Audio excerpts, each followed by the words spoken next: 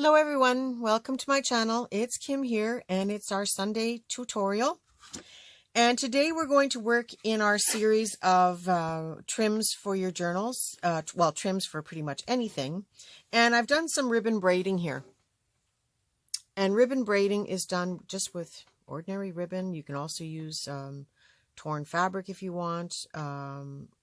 Very easy to use. You can use seam binding. Seam binding is a little bit lighter, but it is certainly doable, and it'll make a wider trim. I've got this one here in the green, you can see, and I've got this really psychedelic one here because I used a patterned ribbon to make this one, and this one is quite wide. It's about 1 inch wide.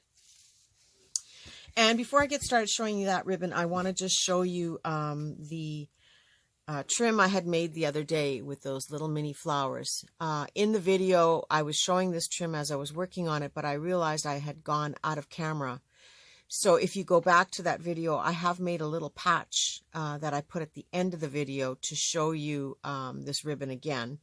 And I've done them in little clusters and then left space in between.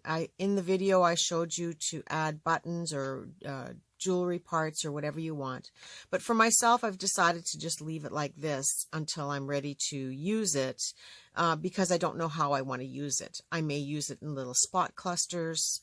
I may use it as a belly band and have 2 pieces on it, or I may use it as other trim. So I've got I've got 6 clusters on here right now of these little flowers, and the flowers are made with the little leaves I stitched on just pieces of green trim to make it look like leaves, so it's not really real leaves. But I explained all that in that last video. But yeah, I have 6 clusters on here with the possibility of going a little bit further. So I'm going to save this, put it aside, and continue working on it on my own. But I just thought I'd show you this trim one more time. So the ribbon braiding is our second trim in the series of braids and trims. And any kind of ribbon will do. I strongly recommend that you start out with a smaller ribbon or a narrower ribbon at first. And you know, we see these rolls of ribbon at the thrift shops, and sometimes we buy them. Sometimes we say, what are we going to use this for? This is great trim for making ribbon braiding. And a lot of times, like this one, I think has 9 meters on it. So you get quite a bit of material in one roll, and you can pick them up now for like 50 cents, 25 cents, and they're great for doing ribbon braiding. So to do ribbon braiding, you need to pre-cut a piece of ribbon. You need your scissors to cut the ribbon. You need a ruler to measure if you really want to measure. And your fingers. You need your hands. So I'm going to quickly cut some ribbon. Now to make 1 foot of this braided trim, or whatever size you want to make, you need 9 times the ribbon. So if you want 1 foot of braid, you need 9 feet of ribbon. If you want 6 inches of braid, you need 6 times 9, 54 inches of ribbon. So there is a little bit of math involved if you want to have an exact size piece.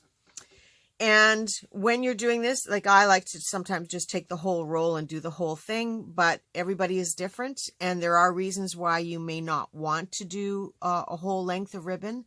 And one of them is because it doesn't cut well, because you have to either tape the edges or stitch the ends to cut it. So if I wanted to just use half of this, I would either have to stitch across here a couple of times and then cut it so that it doesn't unravel this side, or you could glue it.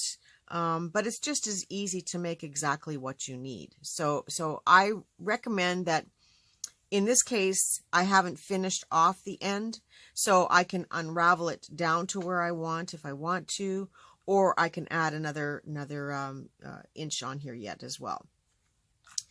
This ribbon is very, very pliable, so you can stretch it a little bit. If you're short, just, you know, a ½ inch, you can stretch and pull to get it to work for you.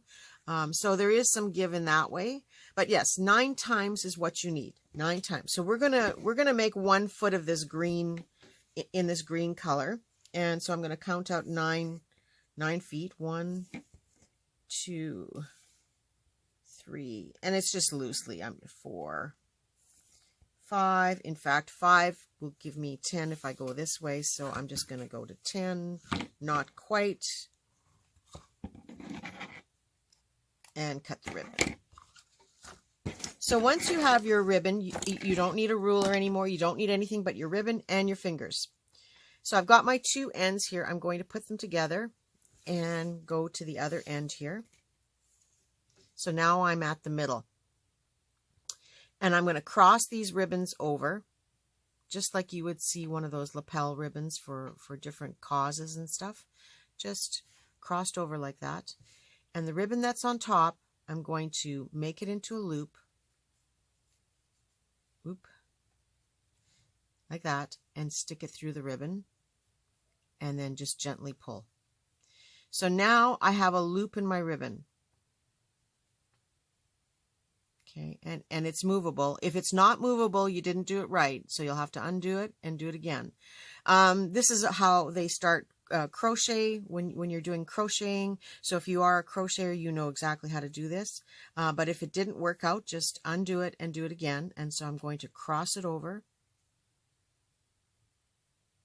and make a loop and go through the first loop and just pull it tight. And again, you can stick your finger in it and pull it as much as you want. And as long as it goes back and forth, you know you've done it right. Okay?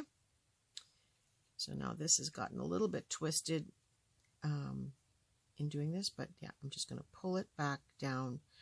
Now these 2 fingers are your most important fingers, because they work this ribbon back and forth.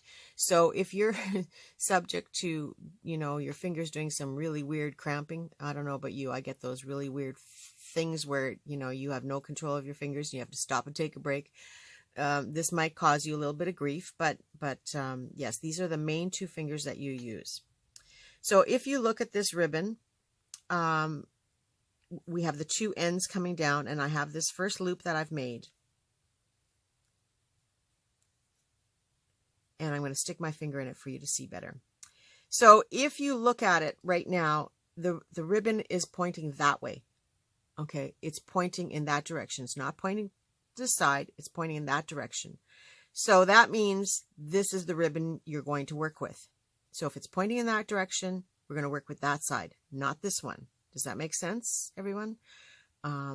It's telling you go to that ribbon.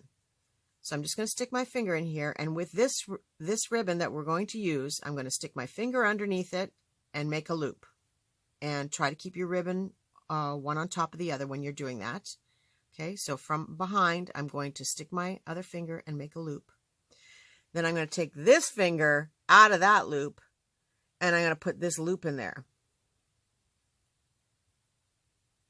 The first couple are just a little bit more difficult to do, but so you can see I'm sticking this loop through that first loop. Now that finger is going to go back in the loop that I just pushed through, and this hand is going to pull the first loop down. Not too tight. You don't want to bunch up the ribbon, but kind of squared off. And if you look, now the ribbon is facing that way. So now we're going to take that ribbon, stick our finger underneath it, make a loop, and put it through that loop, stick our finger in that loop, and pull the other one down. Now you should be able to slide your ribbon back and forth. It should be able to always go back and forth pretty loosely. And just make it a little bit snug, not too tight. It should be able to slide in and out. And again, you can see it's facing that way. So keeping your finger in it for now and holding on to your little braid that we've made so far, you're going to take the ribbon that it's pointing to this side. You're going to make that loop from the underside, going under, lining them up, and sticking them through. So you can see where I've stuck it through, I hope. And I'm going to get my finger in there, and I'm going to pull that ribbon tight. And it's wonky at first. It's not easy to do at first. you feel like you've got too many fingers or not enough, but you will get the hang of it. And it doesn't look like much right now. It looks like this ribbony blob. But now it's facing that way. So again, I'm going to keep my finger in it from that side, and I'm going to, from underneath, make a loop, stick it through that loop, put my finger in it, and pull this one tight. Not so tight that you can't move this, but tight so it's kind of squared off. So finger in it, this one from underneath, I'm going to loop it through, put my finger in there, pull this one tight. Loop it through, put my finger in it, pull it tight.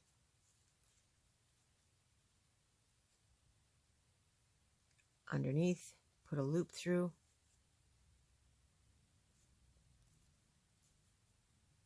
and pull it tight.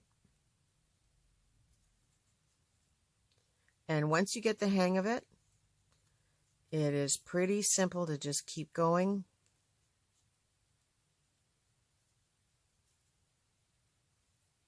Loop through the other loop, put your finger in there, and pull tight.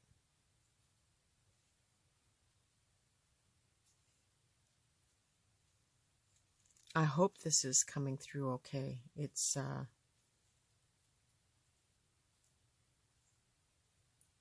not something that's easy to show, I think.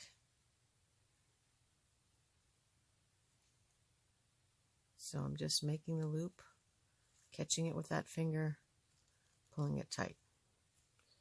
Now, the fun part about this is if you've made a mistake or you haven't pulled your ribbon tight enough, you don't want to do it at the end, but you can shift them around. But if it's not tight enough, or if you don't like how something twisted, it's that simple to undo it and do it again.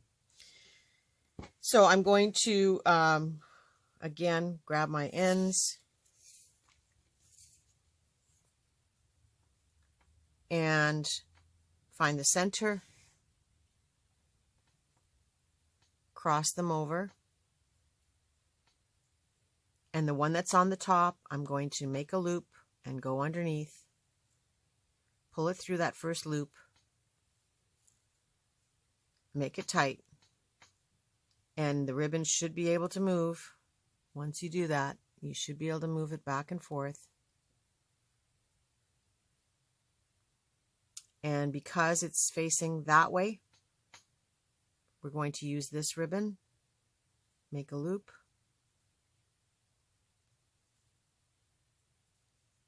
go through that ribbon.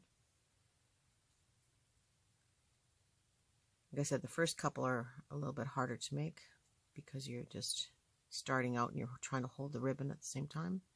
And then I'm just going to gently pull the first ribbon. Now you can see it's pointing that way through the loop. Put your finger in it and pull it down.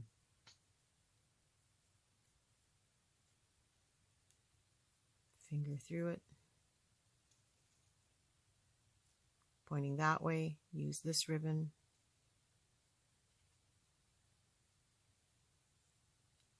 stick your finger in it,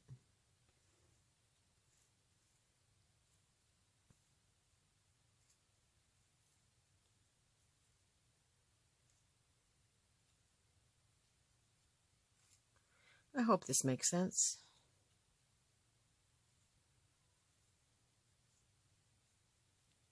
There are other videos that do show ribbon braiding. If mine isn't clear enough, I won't be offended if you go to...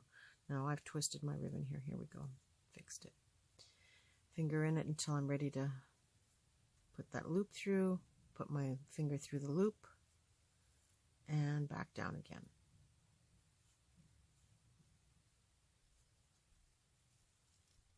And even if you put it down for a second, and you pick it up, you know where you've left off. You're facing that direction. If you can see that, you're facing that direction, so you know this is the ribbon you've got to use. And you go from under the ribbon, like that, under to make your loop, and put it through, and then put your finger in it to hold it and pull that one tight. I know I'm repeating myself over and over again, but I'm not 100% sure that I'm making sense, so I want to keep saying it until I believe myself, I guess.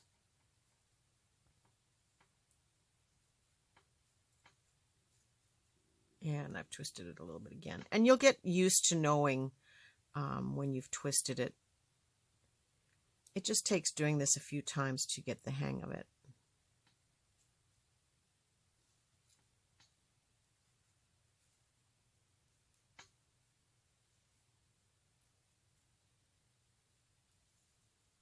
And back and forth. And this has got to be just like watching paint drying, isn't it? Making a loop.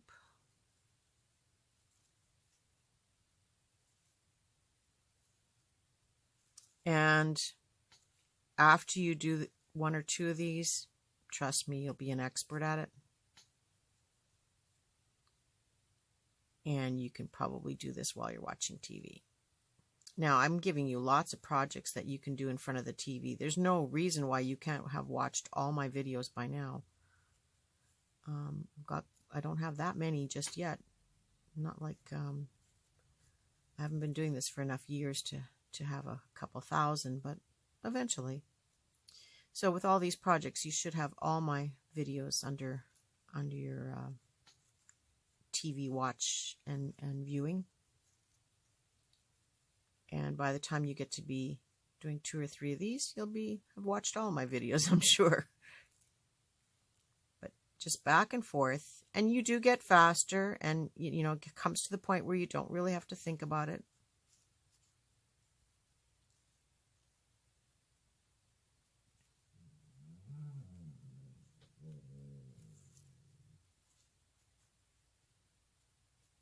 And I will check this video afterwards to make sure that it looks clear.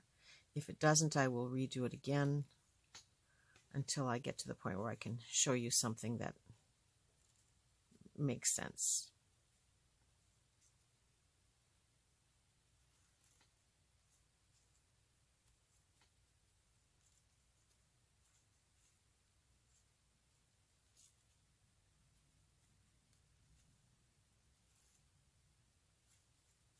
Now this is boring, isn't it?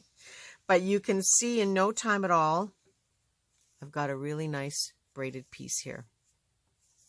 So I'm going to pause the video and finish off this ribbon, as well as check the first part of this video to make sure that it is coming through okay. If not, like I said, I will do it again.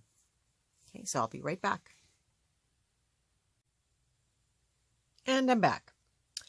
So I hope I went back and looked at the first part of this video, and it looks like it's coming through okay. And if you find that there's anything wrong with the instruction, please leave me a comment in the comments below so that I can try to figure out the best way to go back and redo this. It's not easy. I got to keep the camera up high, so you know, that's why I keep bringing the items up to you for you to see. And I hope that it's clear enough. If it's not, I will go and watch the other videos that do this, although most of them are not talking videos, and I'll see if there's a tip or a method that I can pick up that's a little bit easier to make this easier to watch and to repeat, to do yourself. But this is the ribbon that I have done now, and you can see that the there is a braiding in there, and it's reasonably flat. And you know, if it's thicker in one spot where maybe you didn't pull tight enough, you can pull these around and shift them a little bit to get them to lie flat. And when I said 9 times, I did about 9.5 feet, so it's a little bit longer. You know, it's longer than what I need for a project, but it depends on what I'm doing. And if it's too much, I can just take the 2 ends and go back and take some off. But if I'm satisfied with the length of this, because this does have some stretch too, so you can see I can stretch it out if I want. But if I'm satisfied with the length of this, the only thing I have to do is that last loop I've made, I'm just going to pull the ribbon out. And then I'm going to pull this one tight, and I'm going to tie a knot in the two of these. Just a very loose knot. And then once everything is glued down the way I want it, I can snip these ends. But I would tie it in a double knot and slip the ends. Or snip the ends, sorry, not slip them. And I'm just going to leave mine like that because I know that I can go back and redo this. I just have to go a couple of stitches back in order to get it back in shape again. And I can fix up where I left off. I just have to undo the whole thing, which I'm not going to show you on camera, but it is easy enough to undo and pull back a few items, and then you can figure out where you left off. So once you have your piece, again, I don't normally knot them off. I usually just leave them as if I was going to do another loop. But supposing I do this and I don't have, I don't have enough. Maybe I'm a little bit short for my project, but you can see I'm almost out of ribbon. You can take your ribbon and do a little bit of a hot glue from both sides, and glue it down in place, or even your acetate glue.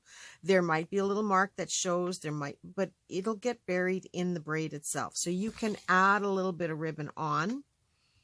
So don't worry too much if you haven't made enough ribbon for your project. And because I do these all the time, I don't mind unraveling them and redoing them. It's not a big deal, except when I'm actually doing a project, right? So I've got this book cover. This is one of the ones I'm working on for my friendship journal. So I'm just using it as a way to show you how to use the ribbon.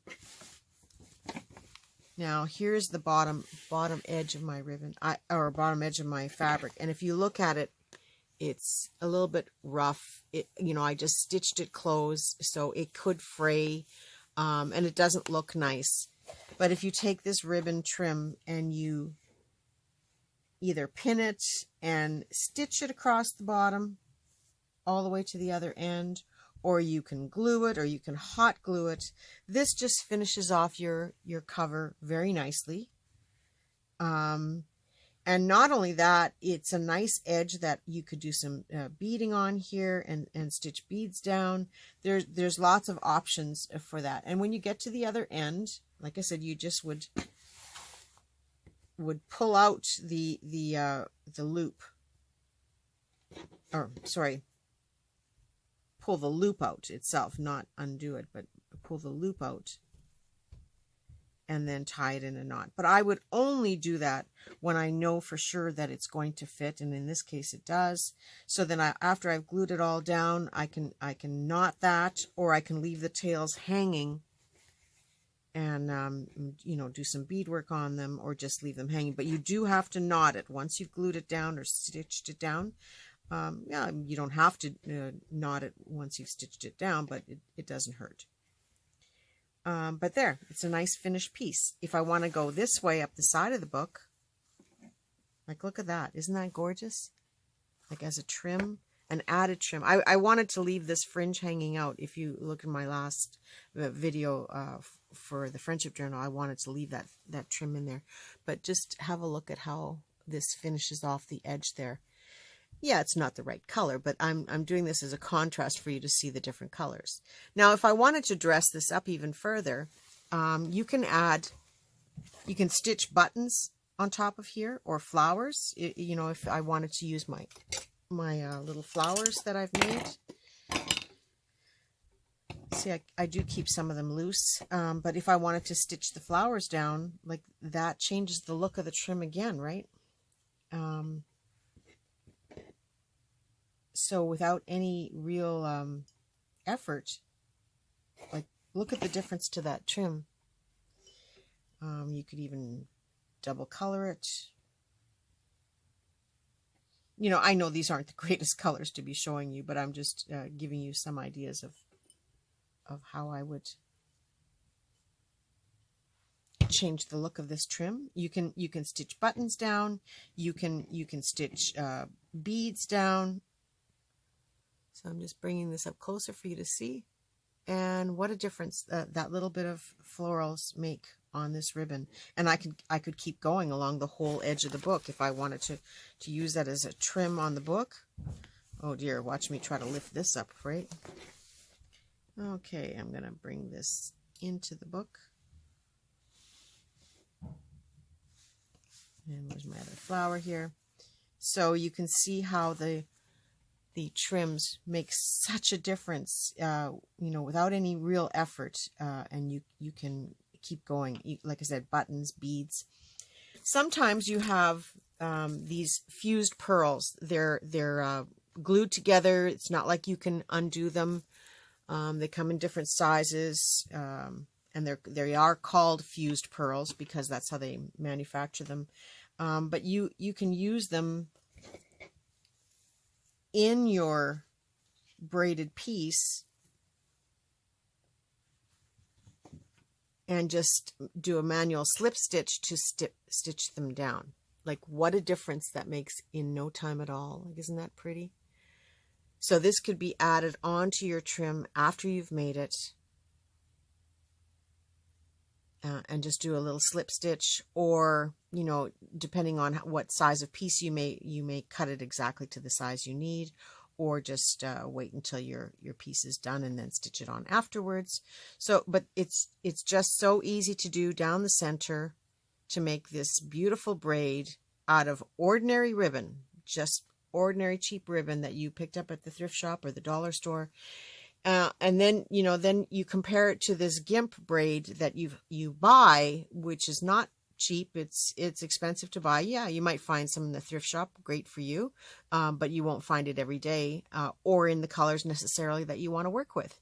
But something like this, you can make at any time, and dress it up however fancy or plain you want it. Like I said, you can use fused pearls, you can use individual beads that you stitch on and knot, which I recommend the most, because then you know that they're all secure. You can also, once you have it stitched onto your project, you can have bead dangles hanging down, and we'll save that for another day, but that's something we can do, and we can do it quite easily using our own braided trims and our own products, not necessarily going out and buying something. So I hope this was reasonably clear. I'm just going to show you a couple more little things, and that's that I'm going to flip the book over that I'm working on here. And if you saw my video, you know I stitched the pockets on. And on these pockets, I used the salvaged edge as the edge of this pocket, so that I know that it's not going to fray anymore, and that my stuff can go in and out of the pocket without any stress on the pocket itself. But if I wanted to, I could make a braided trim that I glue down just on the top of the pocket, or I can trim it down here on the bottom. You know, if you want something a little extra on, you know, for embellishing, you can use it as an embellishment. Like I said, on the outside of the book, you can have it come down the side of the page or across as a finish. And it's a great way to finish the edges. So you could have it on both sides. It'll make it a little bit thicker on your project. But then you know that the ends are finished and stitched down and secure, and it has a really nice look to it on both sides. This is, if you look at the back side of it, it's a nice pattern as well. You may decide to use it that way. These wider bands that I made are great to turn into jewelry. You would only make it as long as you want. You can make it into a bracelet very easily. You just buy the clasps to finish off your bracelet.